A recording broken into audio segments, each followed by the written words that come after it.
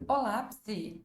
Hoje nós vamos falar sobre a prova do CRP Paraná, que foi aplicado no último domingo, dia 8 de setembro de 2024, pela banca Quadrix, tá? Prova aí muito importante para quem, por exemplo, vai estudar para o CFP, que está na área e está com inscrições abertas, tá bom? Então, a gente vai ver aqui, né, todas as questões, né, e vamos ver também o que estava errada nas que estavam erradas, tá bom? Até o momento, só para já lhe adiantar, eu não encontrei inconsistências no gabarito. Então, não há nenhuma questão que nitidamente a gente vai conseguir entrar aí com recurso, né? Ou garantir aí um ponto a mais, além dos que realmente foram acertados, tá bom? E gostaria de falar também que eu considerei a prova uma prova muito coerente, tá? Seguiu um padrão, vem no mesmo padrão que a Quadrix vem cobrando provas de outros CRPs, não teve, assim, uma salada de fruta, uma aloprada de igual, por exemplo, aconteceu em Passo Fundo, que a banca vinha cobrando uma sequência, né? Ali vinha cobrando um padrão de dificuldade, né? E de assuntos e tal, e de repente trocou, né, o padrão e de repente mudou ali a dificuldade. Na prova do CRP Paraná, eu achei muito consistente a Quadrix está de parabéns aí para a aplicação dessa prova. E vamos lá então ao que interessa, né? Vamos lá então ver questão por questão. Eu trouxe aqui a prova, vou deixar a prova aqui em uma tela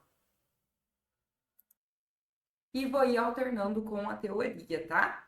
Lembrando que material que eu trouxe aqui para comparar com a teoria é material que eu fiz, né? Para quem não é aí de dentro da nossa plataforma, que estava aí na plataforma Quadrix CRP Paraná 2024, tá?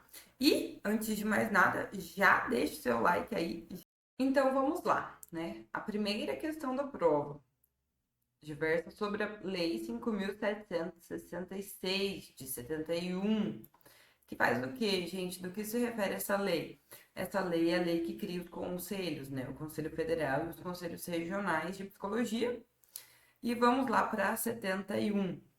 O CFP será constituído de 9 membros efetivos e de 9 suplentes. Ok? Redondinho. 9 membros efetivos e 9 suplentes. Eu até fiz o desenho para vocês, né? 9 mais 9 brasileiros eleitos por maioria de votos, ok? Aonde está o erro dessa questão, então, Carla? Se eu lembro que você falou que era 9 mais 9 e tinha que ser brasileiro, né? Por que eles consideraram errado? Ah, vou entrar com recurso. Calma. Você leu a questão inteira? Eleitos por maioria de votos pelos profissionais inscritos em todo o território nacional. Gente, olha só o que a gente tem aqui, né? 9, né? Realmente, mas 9 eleitos por maioria dos votos em escrutínio secreto, onde na Assembleia dos Delegados Regionais, tá? Na Assembleia dos Delegados Regionais. O mandato aí vai ser de 3 anos, aí permitida a reeleição uma única vez, tá? Eles não são eleitos por maioria dos votos por todos os profissionais inscritos em todo o território nacional, tá bom? Então, aí é que a gente encontrava o erro da questão. Vamos lá para o 72, né? Em cada ano, na primeira reunião, o Conselho Federal elegerá quem? Seu presidente, seu vice-presidente, secretário e tesoureiro, cujas atribuições serão fixadas no regimento? E aí, gente, é na primeira reunião? É na primeira reunião que isso vai se dar? É, né? Exatamente. Então, gente, aqui, né, no artigo 5, exatamente, em cada ano, na primeira reunião, o Conselho Federal elegerá quem? Seu presidente, seu vice-presidente, secretário, Tesoureiro, cujas atribuições serão fixadas no regimento. Então, né, 72 está correto aqui, ó, o desenho que eu tinha feito dos 9 membros efetivos mais 9 suplentes. Vamos lá para 73. A aquisição ou a alienação dos bens de interesse de um conselho regional dependerá de aprovação prévia do CFP. A gente pode imaginar, né, que a aquisição e alienação dos bens de interesse aí de um conselho regional depende aí de aprovação de alguém, mas será que é do CFP, né? Vamos ver então de quem que depende essa aprovação, né? Vamos lá no nosso módulo 1, que é o que dispõe, né, deste assunto. E vamos ver aquisição ou alienação. Aqui, né? A gente vai versar sobre os que ultrapassam de 5 salários mínimos, que se exigirá a condição estabelecida no artigo anterior. E o que nos importa aqui é a aquisição ou alienação dos bens de interesse de um conselho regional, dependerá da aprovação prévia da respectiva Assembleia Geral, tá? Então não depende aí do CFP, e sim da própria aqui Assembleia Geral, tá bom? Inclusive já tinha caído, tá? Numa prova de CRP, eu já tinha trazido aqui, ó, para vocês, né, como que foi cobrado, e novamente foi cobrado exatamente a mesma coisa, com as mesmas palavras que eu trouxe para vocês que já tinha sido cobrado, tá? Então teve essa repetição. Espero que tenham se atentado, tenham acertado essa, ó, porque tá aqui, ó, tenho provas que eu tinha falado exatamente isso e tinha falado que a Quatrix costumava cobrar, tá? Vamos para 74 então.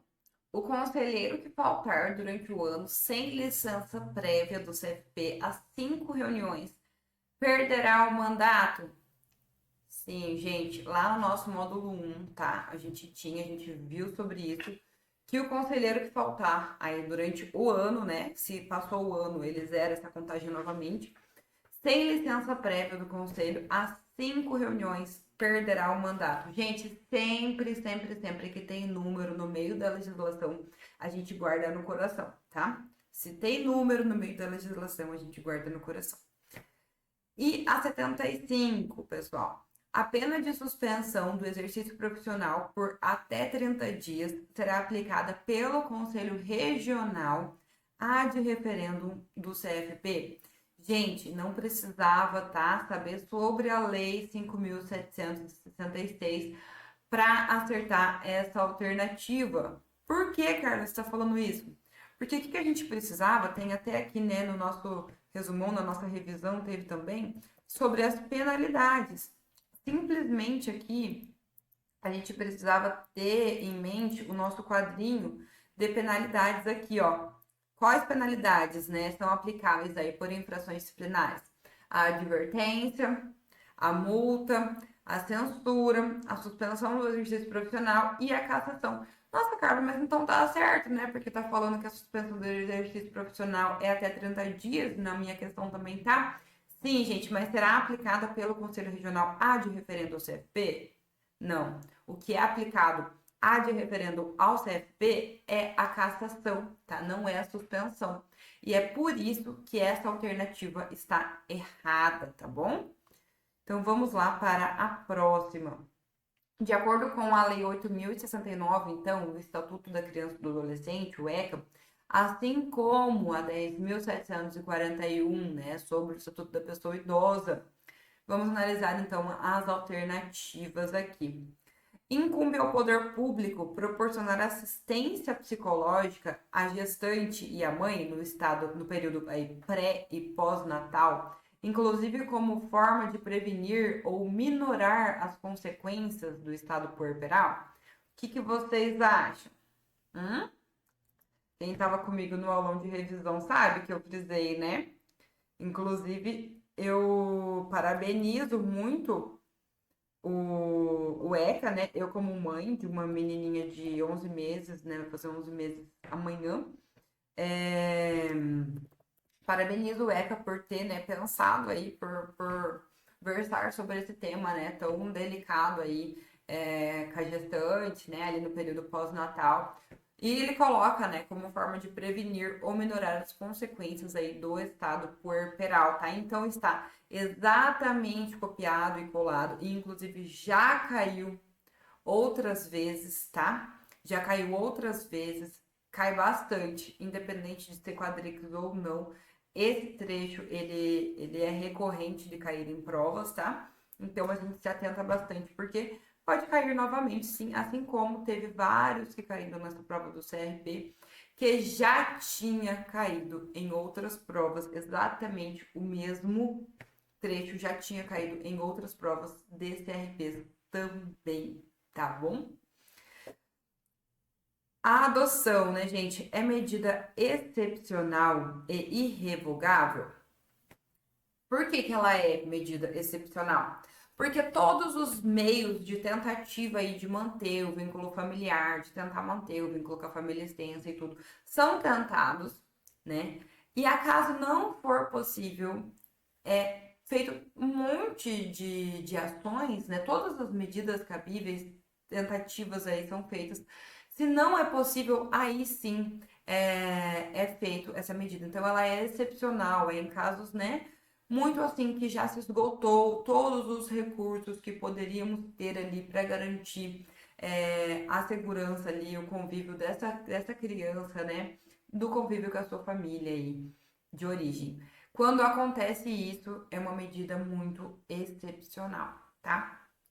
E daí, a partir do que aconteceu, é feito vários prazos, né? A família natural pode recorrer para fazer a destituição do poder familiar. Tem um monte de procedimento. Depois, quando a criança ali, ela está em uma instituição para adoção, tem um monte de procedimento que os postulantes da adoção precisam, né, cumprir, precisam estar atentos, precisam fazer. Tem vários períodos ali que tem que ser cumpridos. Uma tabela enorme, que inclusive eu sempre falo, né, a tabelinha lá de prazos do ECA, como que é importante a gente saber, a gente decorar, enfim. A partir de todos esses prazos cumpridos, de tudo essa burocracia feita, quando foi decretado certinho a adoção, a partir daí, ela é uma medida irrevogável, tá? Não tem como voltar atrás. Ah, Joãozinho, eu fiz todo o período com o Joãozinho lá, consegui adotar ele, né? Ele já passou por todo o período também para destituição, passamos por tudo certinho, redondinho. Ele já passou pelo período de convivência comigo e tá tudo certo com a adoção dele. Mas agora ele queria um gato azul e eu só tinha um gato amarelo para dar para ele, eu quero devolver ele. É possível? Não, gente, é uma medida excepcional, mas quando acontece é irrevogável, tá? Se eu abandonar Joãozinho ou quiser devolver ele, eu vou estar, né, aí correndo o risco de ser criminalmente acusado, tá? Porque tudo que eu fizer, que eu deixar de fazer com o Joãozinho, vai ser comparado ao que eu fizesse que eu deixasse de fazer com a Morgana, que é minha filha biológica, entende? Então, é excepcional, mas assim que feita, ela é irrevogável, tá bom? E para efeitos do ECA, considera-se criança a pessoa com até 14 anos de idade incompletos? Não, gente, a gente tá careca de saber, né? Que do 0 aos 12 anos é considerado criança e dos 12 aos 18 é considerado adolescente, tá bom? Então a 78 está incorreta, está errada. E 79. O Estatuto da Pessoa Idosa é destinado a regular os direitos assegurados às pessoas com idade igual ou superior a 60 anos de idade. Gente, a gente também falou, né, no aulão de véspera, igual ou superior. E ó, tabelinha das idades, né? Com que idade? Então, considera-se idoso sim, que é a idade igual ou superior a 60 anos. Tava fácil, né? E 80. A obrigação alimentar é solidária, podendo a pessoa idosa optar entre os prestadores? Vamos visitar então o nosso Estatuto do Idoso desenhado aqui para a gente versar sobre. Vamos lá. Com que idade, né? Isso a gente já olhou. A gente quer saber da obrigação alimentar. Ó, dos alimentos.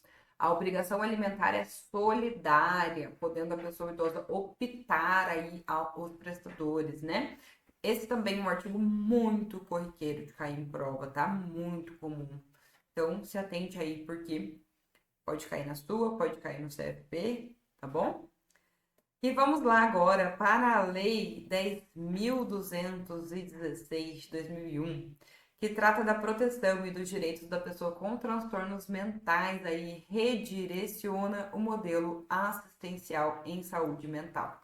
Gente, antes de mais nada, eu preciso falar para vocês que no seu edital, sendo Quadrix ou não, se está descrito sobre a Lei 10.216, o que você vai fazer? Você vai decorar as modalidades de internação psiquiátrica e as características de cada uma delas. Se no seu edital tem essa lei, o mínimo que você precisa saber é as modalidades de internação psiquiátrica e as características de cada uma delas, tá bom?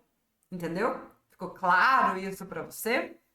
Então vamos lá. 81. A internação psiquiátrica compulsória será realizada por determinação do médico responsável pelo estabelecimento de saúde? O que vocês acham? A gente versou aqui no aulão também sobre, vamos lá, compulsória.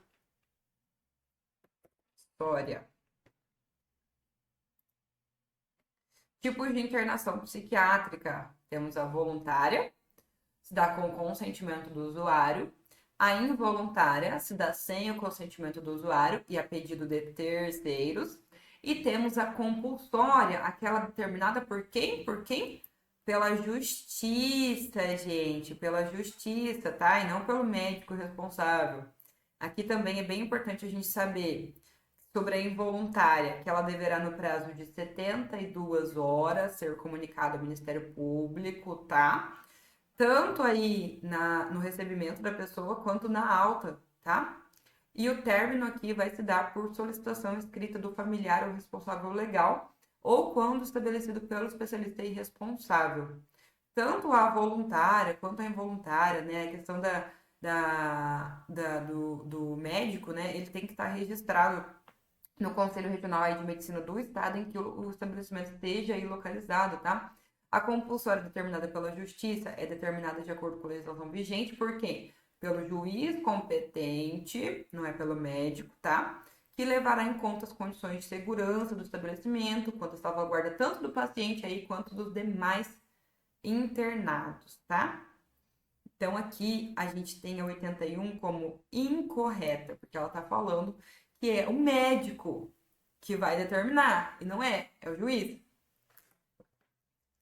Ou melhor, é a justiça, né?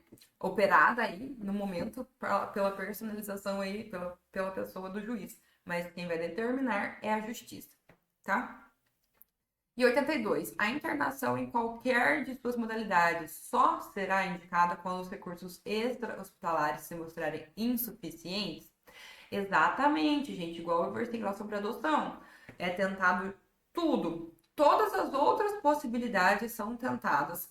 Se não tiver uma solução, aí sim que a gente tem a internação psiquiátrica, tá? Então, é uma medida aí excepcional também, assim como a adoção.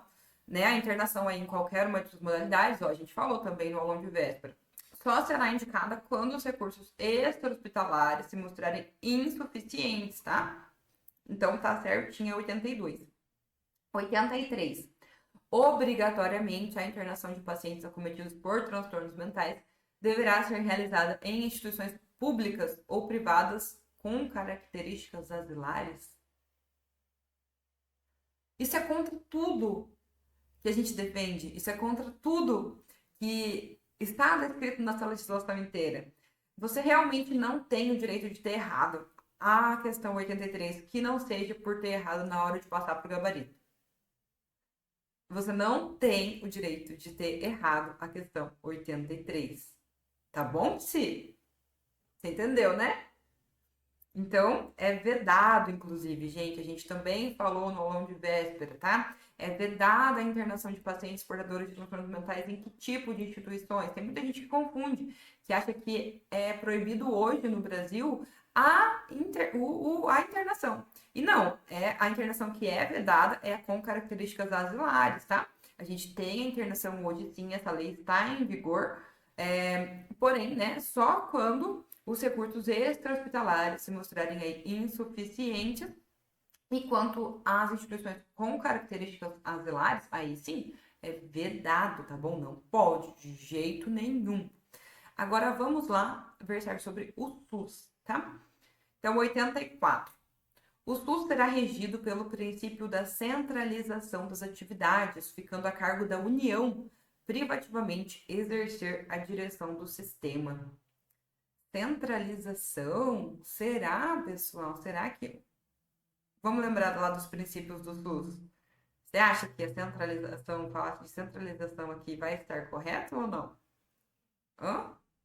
Vamos lá recorrer ao nosso SUS desenhado para a gente tirar a prova real.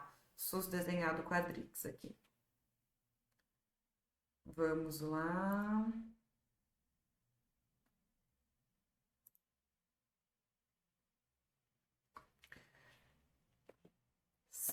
Centralização. Gente, é um dos princípios organizativos, tá? Uma das diretrizes aí. A descentralização do SUS. Portanto, está incorreto, tá? Ó, dos princípios, né? A gente até fez a estratégia mnemônica para lembrar. Do PSDOP. Então, o D de descentralização político-administrativa com direção única em cada esfera de governo. Não, ficando a cargo da União, exercer a direção do sistema. Não, não, não, não. A direção é única em cada esfera de governo, tá? Então, é descentralização, ênfase na descentralização dos serviços para os municípios. Vamos lá ver o que mais que a gente tem aqui de SUS.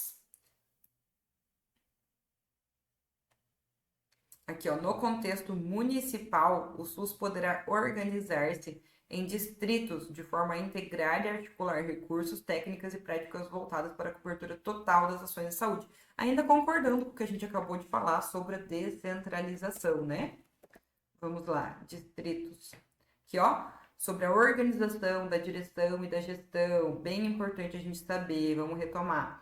As ações e serviços de saúde executados pelo SUS, seja diretamente ou mediante participação complementar da iniciativa privada, serão organizados de forma o quê? Regionalizada e hierarquizada, em níveis de complexidade crescente, em direção única, exercida em cada esfera de governo pelos seguintes: pela União, da União, né, pelo Ministério da Saúde, dos estados do DF, pela Secretaria de Saúde ou órgão equivalente. No nível municipal, o SUS poderá organizar-se em distritos de forma a integrar e articular recursos, técnicas e práticas voltadas para a cobertura total das ações de saúde, tá? Então está correta, redondinha, redondinha. Vamos para 86. O atendimento e a internação domiciliar serão realizados por equipe multi que atuarão nos níveis da medicina preventiva, terapêutica e reabilitadora. Vamos lá. Vamos lá ver aonde versa sobre o atendimento e internação. Aqui, ó. É do subsistema de atendimento e internação. Estão estabelecidos aí no âmbito do SUS, né? O atendimento domiciliar e a internação domiciliar. Tá? Na modalidade de assistência de atendimento e internação, incluem-se principalmente os procedimentos médicos, de enfermagem, fisioterapêuticos, psicológicos, ó, a gente aqui, e de assistência social, entre outros, necessários ao cuidado aí integral dos pacientes em seu domicílio. Então, o atendimento e a internação domiciliar serão realizados por equipes multidisciplinares que atuarão nos níveis da medicina preventiva, terapêutica e reabilitadora, tá bom? O atendimento e a internação só poderão ser realizados por indicação médica, com expressa concordância do paciente e de sua família. Então, tá redondinho aqui, né? Níveis de medicina preventiva, terapêutica e reabilitadora, tá? Pessoal, e o SUS será que reembolsar os gastos que o cidadão tiver com medicamentos de uso não autorizado pela Agência Nacional de Vigilância Sanitária? O que vocês acham sobre se o medicamento não é autorizado pela Vigilância Sanitária? Não, né? É inclusive vedado. Na verdade, a banca facilitou muito a nossa vida, porque em mais de um momento ela colocou como sendo obrigado ou deverá coisas que na verdade são vedados. Então ela nem deixou margem para dúvida, né? Ela deixou coisas assim, são vedados, daí ela colocou é obrigado. Ela deu uma facilitada boa, gente.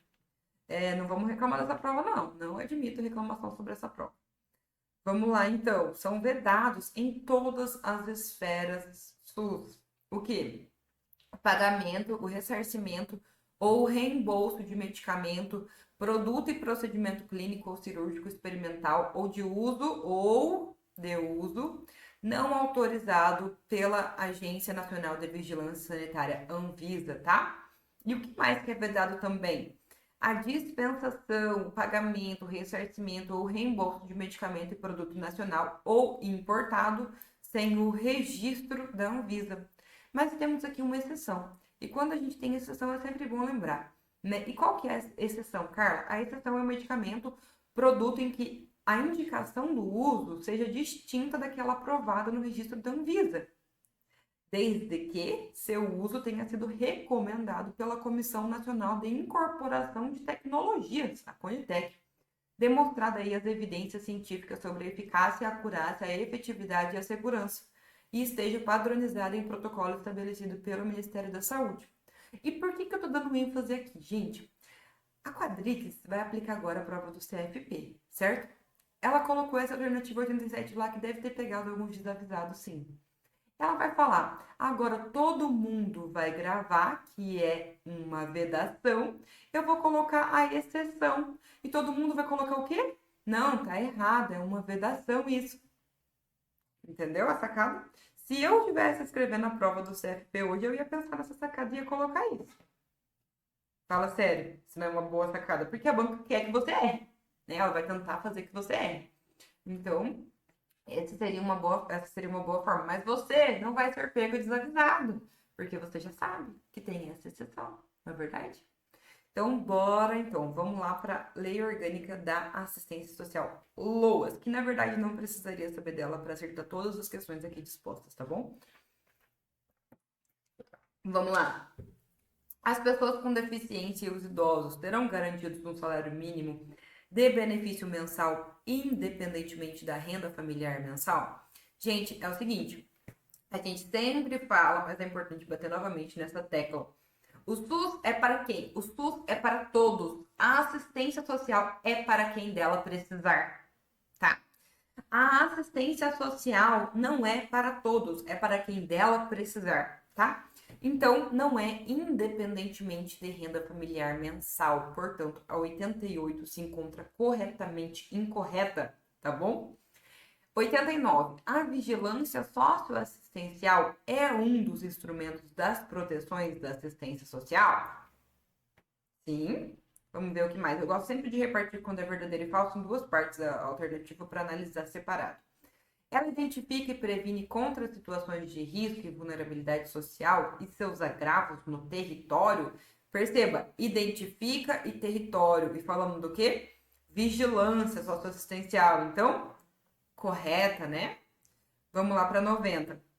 O CRAS é a unidade pública de abrangência e gestão municipal, estadual ou regional, destinada à prestação de serviços a indivíduos e famílias que se encontram em situação de risco pessoal ou social por violação de direitos ou contingência, que demandam intervenções especializadas da proteção social especial. Gente, a banca foi tão boazinha com você aqui que ela deixou duas oportunidades para você entender que estava errado. Ela deixou proteção social especial, intervenções especializadas, tá? Para ficar bem nítido que não se tratava aí do CRAS, tá? Então, se ela tivesse colocado tanto só esse especial aqui, quanto só esse especial aqui, ainda assim ela poderia considerar incorreta, tá? Mas ela deixou bem claro que não se trata aqui de CRAS, tá? CRAS tem a ver com a proteção social básica, tá bom? Portanto, a 90 está incorreta. Conforme a Maria da Penha e o Estatuto da Pessoa com Deficiência, julgue os itens a seguir. Vamos lá.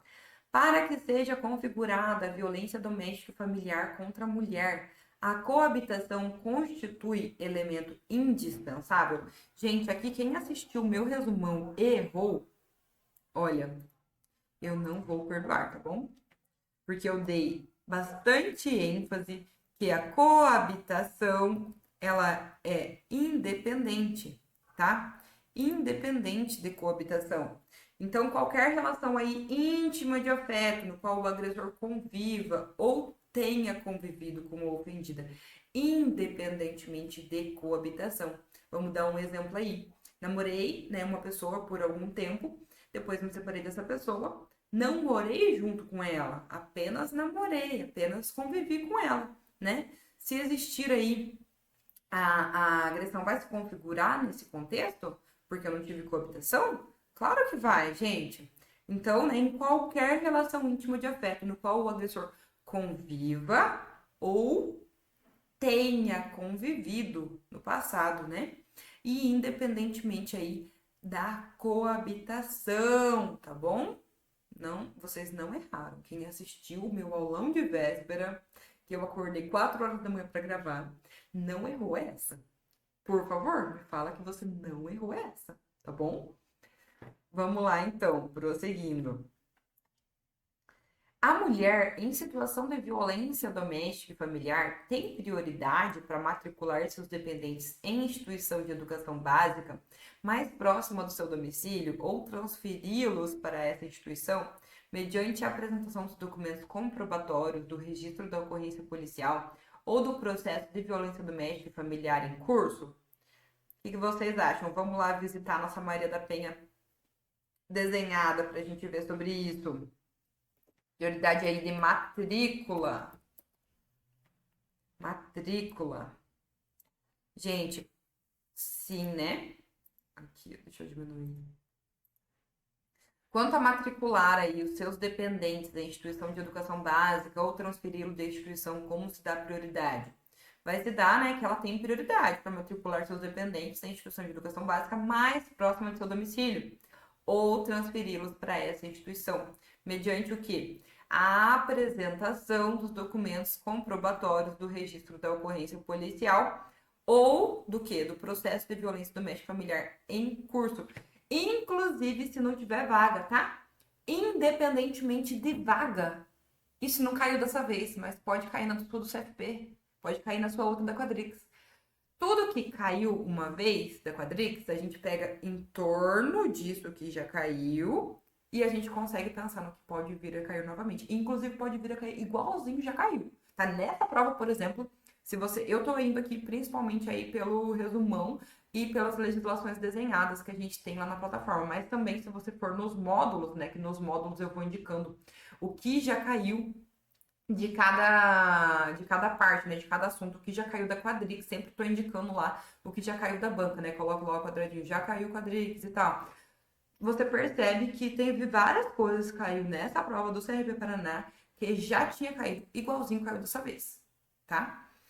Vamos lá, então. As medidas protetivas de urgência vigorarão enquanto persistir o risco à integridade física, psicológica, sexual, patrimonial ou moral de quem, né, gente? Da ofendida e de seus dependentes, tá? Isso aqui também a gente tem aqui no resumão, tá? Medidas protetivas aí, medidas protetivas de urgência.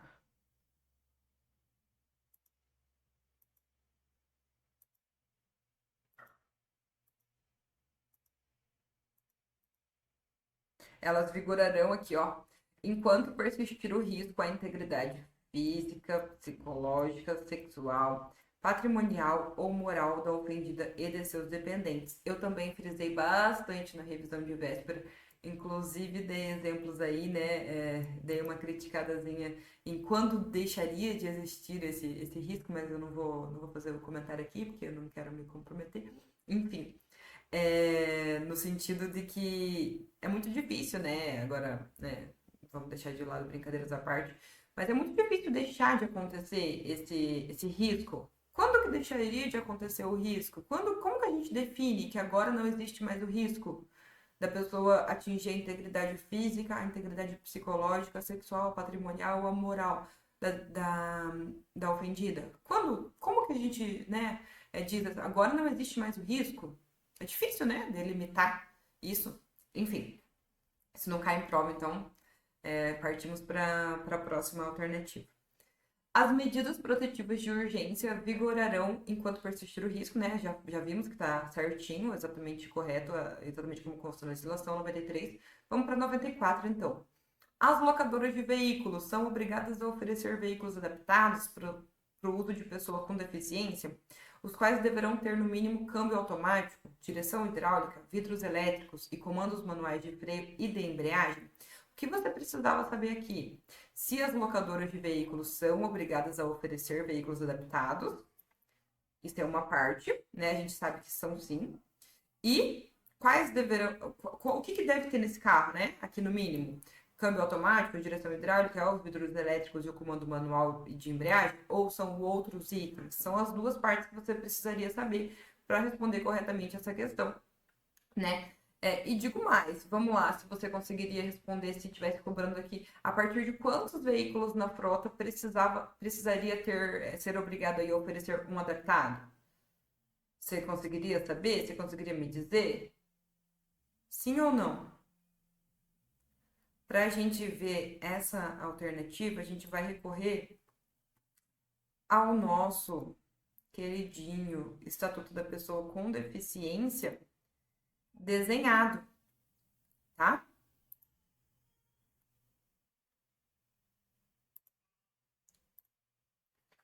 Vamos lá, sobre as locadoras, então, de veículo, né? Vamos ver o que vamos falar nessa lei sobre as locadoras. Locadoras.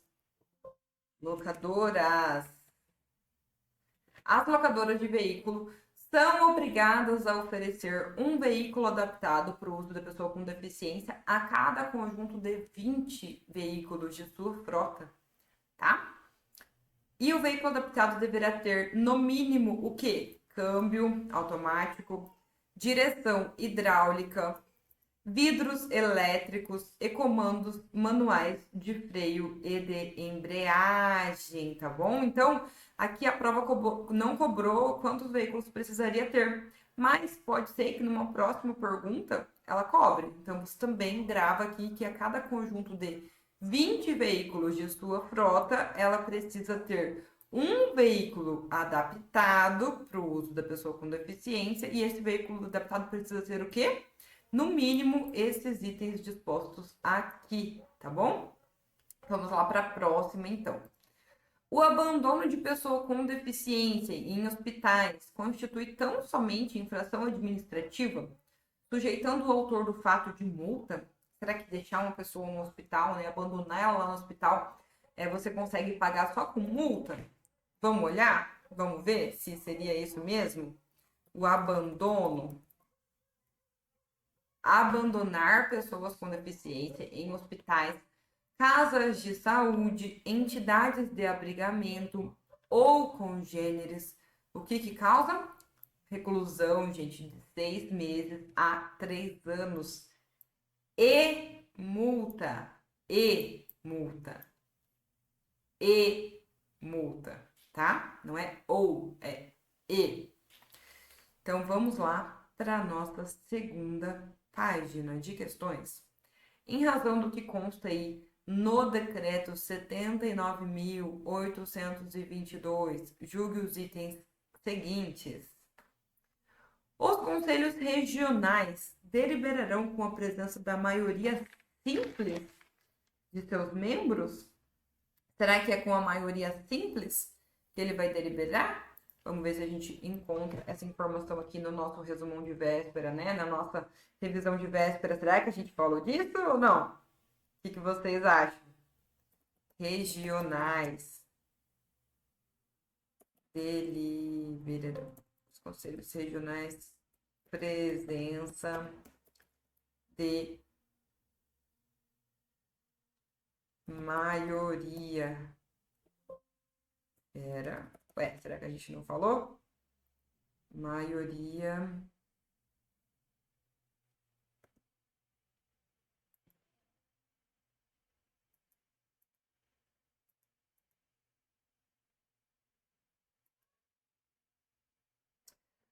O Conselho Federal, a maioria absoluta de seus membros, né? Mas vamos ver o Conselho, então, regional.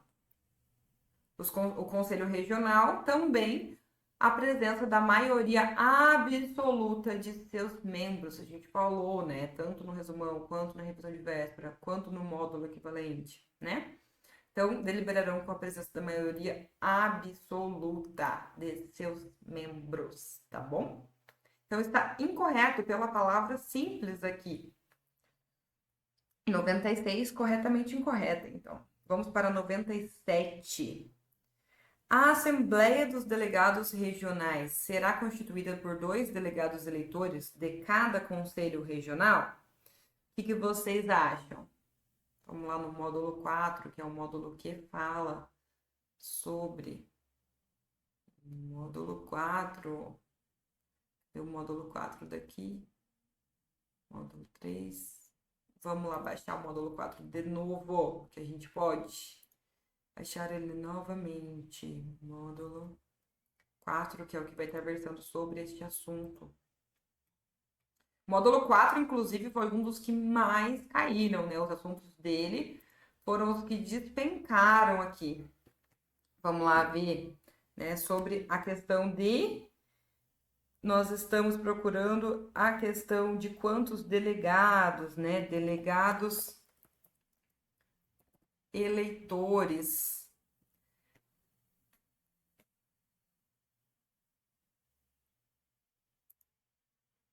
A Assembleia dos Delegados Regionais será constituída de 2 delegados eleitores de cada conselho regional, tá?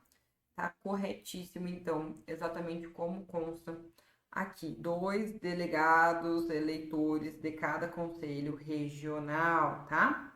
E a próxima, gente, a 98. A destituição dos membros do Conselho Regional por motivo de alta gravidade, né, que atinja aí o decoro ou o bom nome da classe, é competência privativa do CFP?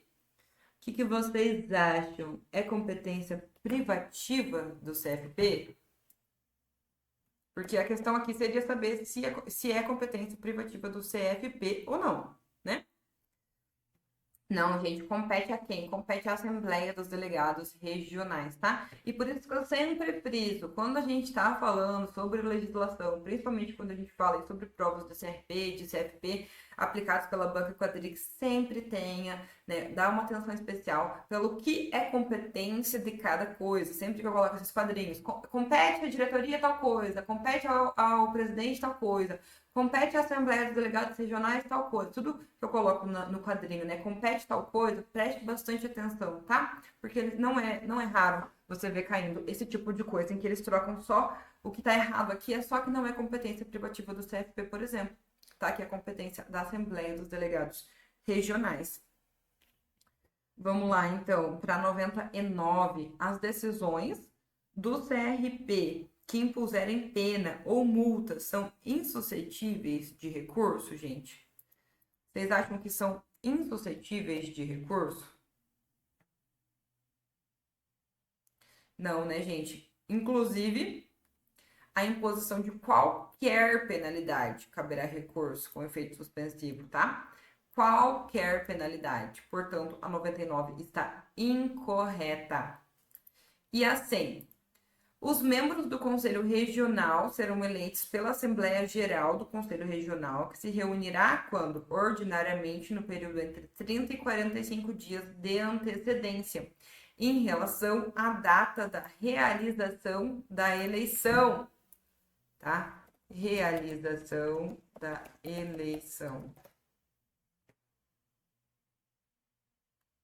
Aqui a Assembleia será convocada pelo presidente do Conselho com antecedência de 30 dias e serão eleitos pela Assembleia, né, Geral do Conselho Regional, que vai se reunir aqui ordinariamente no período entre 45 e 30 de antecedência em relação à eleição. Gente, mas tá escrito de 45 a 30 e 30 dias, e no outro tá de 30 a 45. Gente, é a mesma coisa? De 45 a 30, de 30 a 45 dias é a mesma coisa, só um tá para antes e um tá para depois, né? Não adianta tentar recurso porque tá de 30 a 45 e no outro tá de 45 a 30, não, tá? Então vamos lá. Prosseguindo, então. Agora a gente vai para a questão que versa sobre o Código de Ética Profissional do Psicólogo, tá? E a Resolução 011, que é do Código de Processamento Disciplinar. Eu confesso que eu não gosto quando tá misturado. Eu prefiro que tenha só sobre a resolução tal coisa, sobre a resolução tal coisa. Acho que deixa mais confuso. Não deixa tão didático, mas enfim. Vamos lá.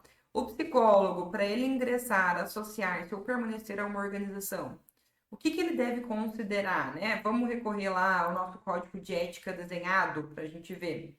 O que o psicólogo, então, ele precisa levar em conta para ele ingressar numa organização? O que vocês acham? Então, o psicólogo, para ingressar na organização ou permanecer, né, ele vai ter que considerar o quê? A missão, a filosofia, as políticas e normas e as práticas nela vigentes e a sua compatibilidade com os princípios e regras deste código. Então, né, está correta a 101, redondinha, tá? E a 102, sempre que entender pertinente, o psicólogo poderá intervir na prestação de serviços psicológicos que estejam sendo efetuados por outro profissional. O que vocês acham? Poderá intervir? A gente falou lá no resumão, né, sobre quando que o psicólogo pode intervir, porque também já caiu pergunta com a Adrix falando que ele nunca pode intervir, que também não é verdadeiro, tá? Não é sempre que ele entende que é pertinente, mas também não é nunca que ele pode intervir. Então, em quais ocasiões que ele pode intervir? Nos serviços prestados aí por outros psicólogos, né?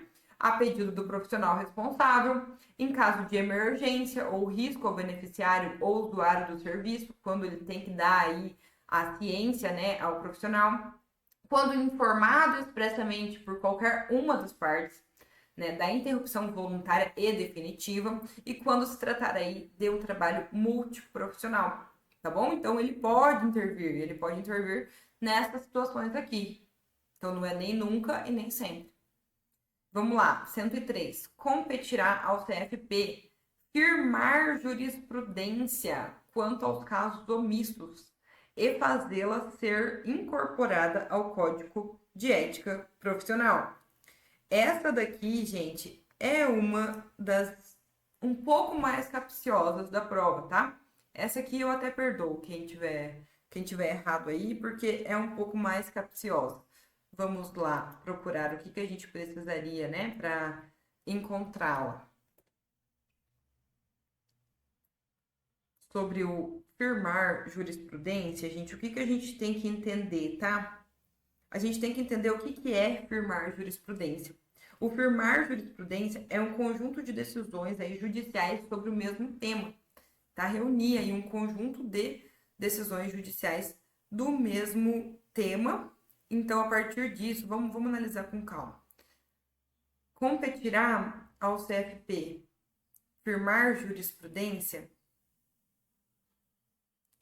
quanto aos casos omissos e fazê-la ser incorporada ao Código de Ética Profissional? O que vocês acham? Ele é o órgão supremo diante dos conselhos regionais, com jurisdição em todo o território nacional. Então, assim como no direito, né, a jurisprudência quando os CRPs, né, eles não conseguem aí chegar a um parecer ali, né, chegar a uma decisão, eles fazem o quê? Eles mandam para o CFP as questões, né? Vou deixar bem básico a linguagem aqui. E o CFP, baseado em várias decisões sobre o mesmo assunto, mesmas problemáticas de casos que, obviamente, não são todos os casos que ele já tem lá descrito. Para tal caso, faça tal coisa. Em tal caso, é tal a penalidade. Em tal caso, especificamente nesse caso, tem tal coisa. Tanto é que quando ele vai criando, né, as legislações, o código de ética e tudo, não é raro a gente ter aí atualizações, porque às vezes acontece muito uma mesma situação, vai acontecendo e ele tem que ficar fazendo sempre decisões sobre aquele mesmo tema. Então, ele firma jurisprudência, que é sempre que aquele caso, né, que é um caso que não tá ali, não tem ali dentro do, não tá dizendo especialmente, nesse caso, faça tal coisa, senão nem precisaria dele fazer essa decisão, né? Ele sempre toma uma decisão. E daí, baseado nessa decisão, se aparece um outro caso semelhante, ele vai tomar a decisão semelhante, né? Então, por isso que diz aí, dele firmar jurisprudência quanto aos casos omissos e fazê-la ser incorporada. Incorporada é quando? Quando acontece várias vezes a mesma coisa e ele pensa assim, não, já que isso está correndo muito, né?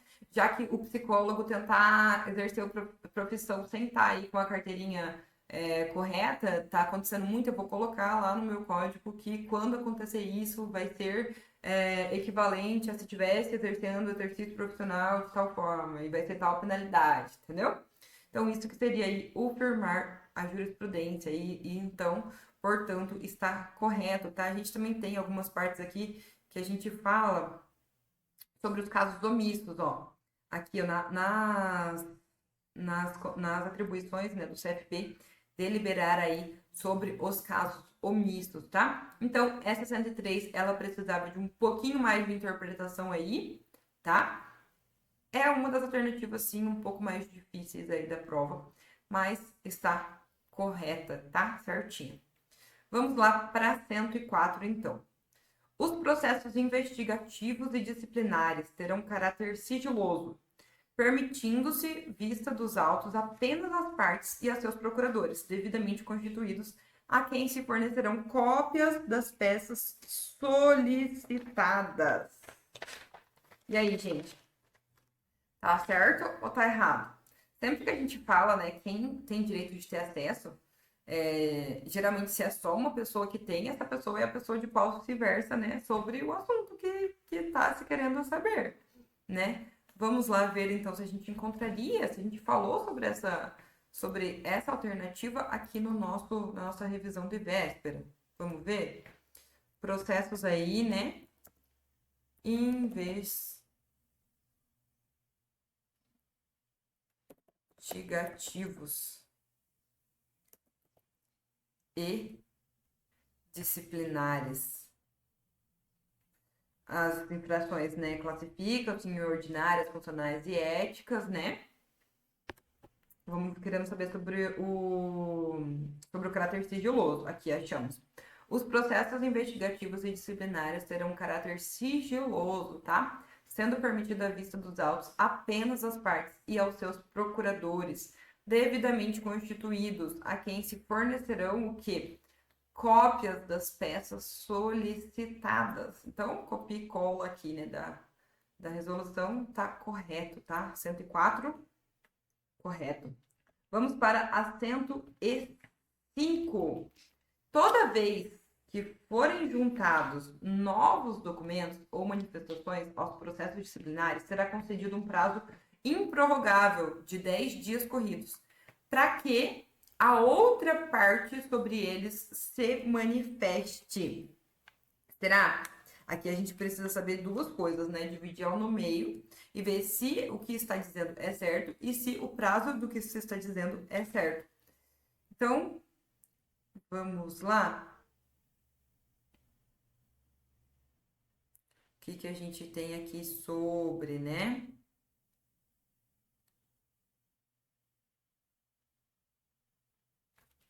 Vamos lá.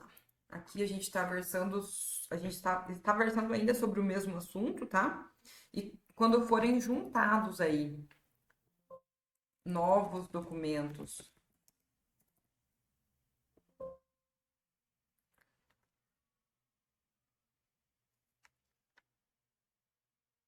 Ah, não, a gente não trouxe no resumão essa parte. A gente está no módulo 4. Vamos lá, por isso que eu não estava ali encontrando. Essa aqui eu não consegui adivinhar, hein, gente, que ia cair. Juntado. Aqui, ó. Juntado.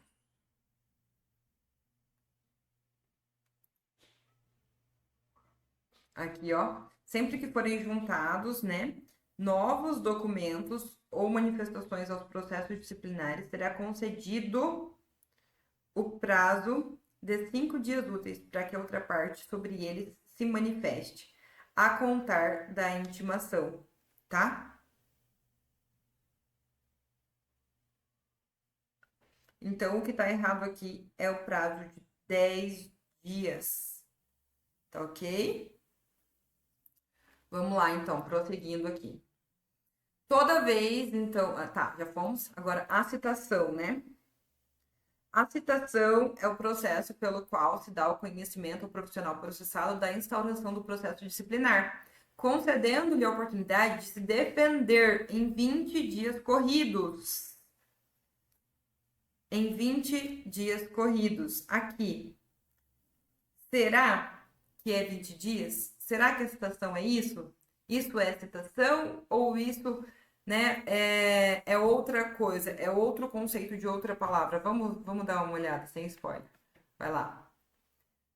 O resumão, né? A gente vai recorrer aqui ao resumão para achar. A citação.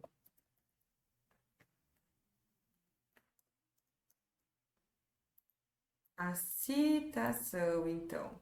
O que ela é? É o ato pelo qual se dá conhecimento ao PSIDA ou pessoa jurídica processada da instauração do processo disciplinar, concedendo-lhe a oportunidade de se defender no prazo de quantos? De 15 dias úteis. Então, o restante aqui, a gente estava tudo certinho, redondinho. A única coisa que deixou a alternativa errada foi o prazo, tá? Aqui falava 20 dias corridos e o correto é dizer 15 dias úteis. E aqui, por que eu falo você estava falando da citação? Porque é muito fácil da banca tentar te confundir, né? Trocando aqui a citação pela notificação, tá? Então, importante você gravar em caixinhas diferentes o que é a notificação e o que é a citação. É bem parecido o textinho do que são cada uma delas, tá? Vamos lá para 107, então.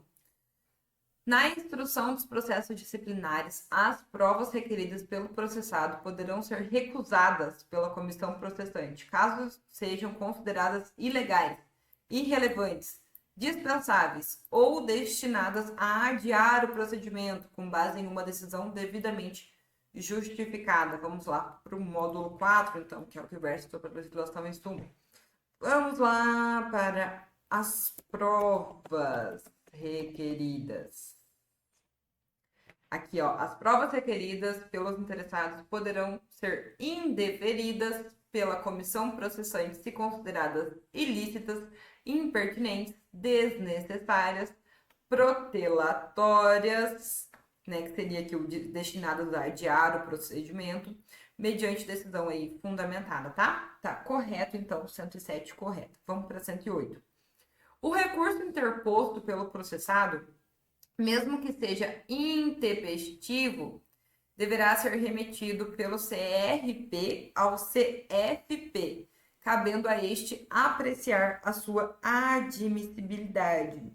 Aqui, gente, a única coisa que você precisaria saber é o significado da palavra intempestivo, tá? Sabendo disso, você responderia corretamente que a questão 108 está errada. Por quê? O recurso intempestivo é o recurso interposto após o prazo. Se foi definido um prazo e foi colocado após o prazo, ele não será remetido, certo? Então, está incorreta a 108. Vamos então para a 109.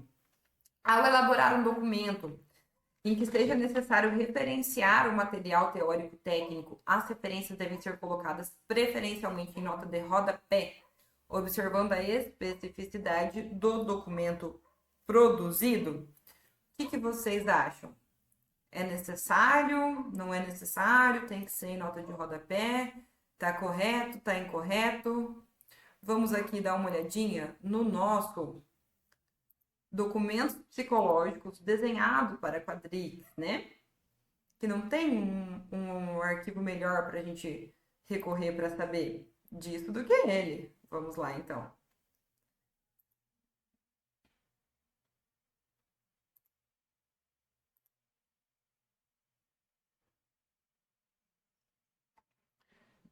Vamos ver se, ao elaborar um documento, é necessário referenciar o material aí, né?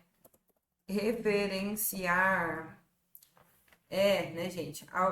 Tá dentro dos princípios técnicos, tá? Que ao elaborar um documento em que seja necessário referenciar o material teórico técnico, as referências devem ser colocadas preferencialmente aí em nota de rodapé, observando a especificidade do documento produzido. Deixa eu tomar uma água que eu tô falando sem parar. E aqui o tempo tá muito seco.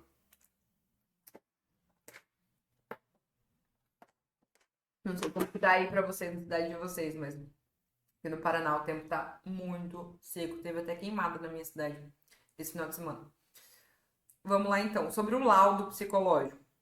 O laudo psicológico, gente, é composto de 5 itens, será? Vamos lá, laudo psicológico.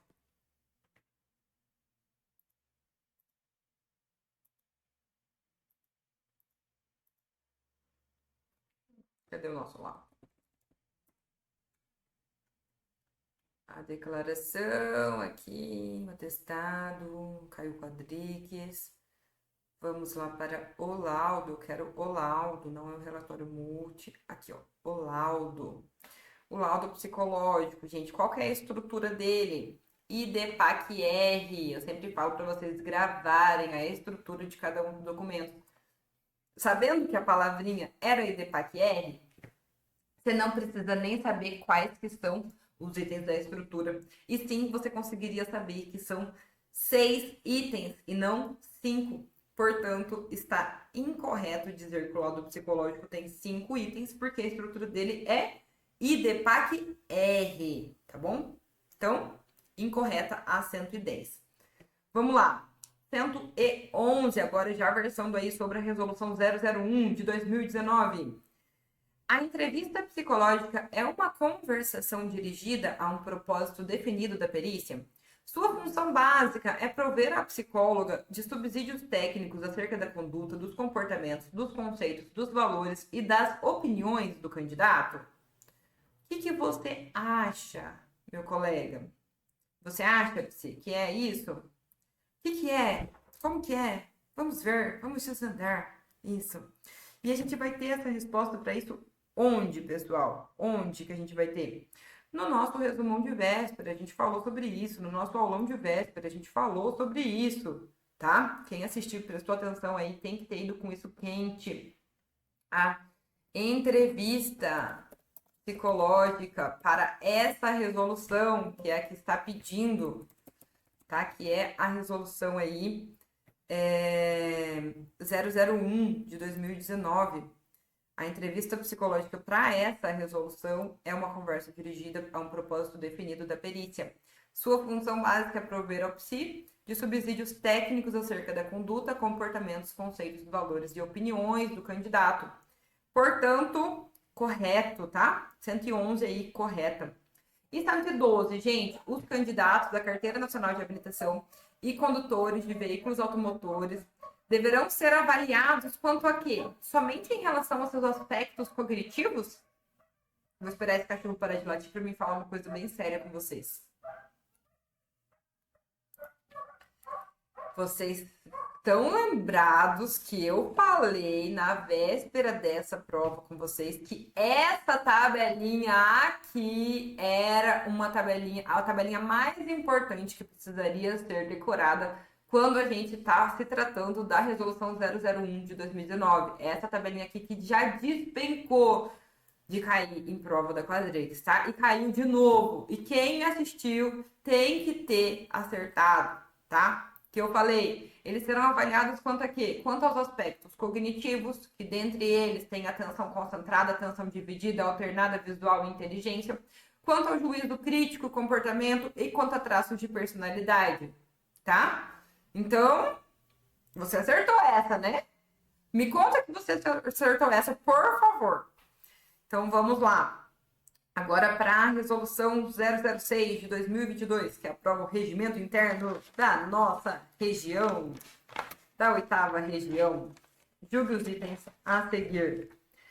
A diretoria, então, do CRP8 será escolhida pelo plenário do CFP? Será? Será que eleger a sua própria diretoria não compete ao próprio CRP8? Gente, eleger a sua diretoria ou destituí-la compete ao CRP8, tá? Então, não será escolhida pelo CFP. Isso aqui a gente já marca aí que está incorreta. Tá muito errado. O próprio CRP8 que vai escolher, vai eleger aí a sua diretoria. E também na hora de destituí-la, vai ser competente a ele isso, tá? Vamos lá. 114, né? O Congresso Nacional de Psicologia é a instância máxima da autarquia, responsável por estabelecer as diretrizes para a atuação do Conselho Federal e dos Conselhos Regionais de Psicologia, sendo realizada a cada 3 anos, coincidindo com o ano das eleições da autarquia. Vamos lá para o módulo 4, que é o que versava sobre. Módulo 4, vamos lá para o Congresso Nacional.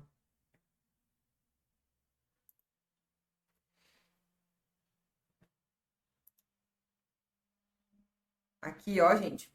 O Congresso Nacional de Psicologia é a instância máxima da autarquia, responsável por estabelecer as diretrizes para a atuação do Conselho Federal e dos Conselhos Regionais de Psicologia, sendo realizado há quanto tempo? A cada 3 anos, coincidindo com o ano das eleições da autarquia, tá? Então, está correto a 114. Vamos lá para 115, já estamos aqui finalizando, né, nossa prova de hoje. 115. A Assembleia Geral do Conselho Regional deliberará pelo voto favorável da maioria dos presentes, exceto quanto à destituição do Conselho Regional ou qualquer de seus membros, o que exigirá o voto favorável de pelo menos 2/3 dos presentes. E aí, a gente falou isso lá no aulão de véspera também, né? Você lembra disso? Você lembra? Fala para mim que você lembra disso. 2/3 dos presentes. Tem vários lugares que constam 2/3 dos presentes, né? Aqui, ó. Exceto quanto à destituição do Conselho Regional ou qualquer de seus membros, que exigirá o voto favorável de 2/3 dos presentes. Então, 115, né? Também aí correta. Vamos para 116. As comissões de direitos humanos, CDH, étnico-racial, ser e comunicação social são consideradas temáticas e são criadas por iniciativa do plenário para atender aos objetivos especificados no ato administrativo que as instituir? Lembrem que eu falei sobre as comissões temáticas, as permanentes. Vamos ver. Comissões de direitos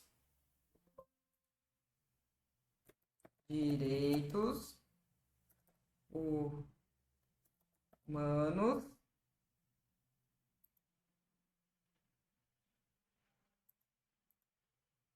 Aqui, ó. O CRP8, ele vai ter comissões o quê? Permanentes, especiais e temáticas. São permanentes. Quais comissões? De ética, de orientação e fiscalização, de direitos humanos, étnico-racial e comunicação social, tá?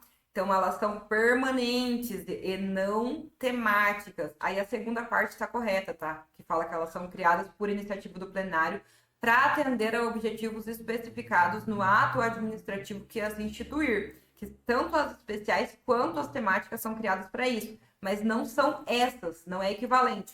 É equivalente dizer que isso aqui está correto se a gente estiver falando das especiais e das temáticas, mas não tá certo falar que essas são especiais temáticas, tá? Essas são permanentes, ok? Entendeu? Então, esse quadrinho aqui, você presta muita atenção e decora. Esse quadrinho aqui tá cheirando queimado. O que tá acontecendo aqui na minha casa? Vou lá olhar. Esse quadrinho aqui você decora para saber quais são permanentes, o que fala sobre as especiais, sobre as temáticas, sobre quando é especiais e temáticas, tá? Que nem eu sempre falo, se caiu agora no CRP, a chance de cair no CFP é muito alta, tá bom? Vamos lá então, estamos acabando já. A Comissão Permanente de Ética poderá constituir comissões de instrução nos termos do Código de Processamento Disciplinar. Processamento disciplinar a gente tem no módulo 4. Vamos lá no módulo 4, então, para encontrá-lo. Módulo 4, comissão permanente. A Comissão Permanente de Ética poderá constituir comissões de instrução nos termos do Código do Processamento Disciplinar. Correto, então. Vamos lá para 118. Uma vez eleito, o conselheiro assumirá o seu mandato mediante a simples assinatura do termo de posse e compromisso. Será? Será que, uma vez eleito, é só ele assinar e tá pronto, tá certinho? Vamos ver. Aqui, ó, uma vez eleito, né? Tá eleito ali no mês de setembro de cada ano, legal você decorar isso. Ele vai, né? A posse é realizada aí mediante a simples assinatura do respectivo termo de posse e compromisso. Ok? Então, correto. 119, penúltima. As comissões, então, permanentes terão como presidente um conselheiro suplente indicado pela Assembleia Geral. Aqui, ó, gente, as comissões permanentes de ética e de orientação e fiscalização, comunicação social, nananã, serão compostas por, no mínimo, 3 membros indicados e aprovados pelo plenário e presidida por quem? Por um conselheiro suplente? Não, um conselheiro efetivo, tá? Podendo os demais serem conselheiros efetivos aí, suplentes ou psicólogos convidados, tá?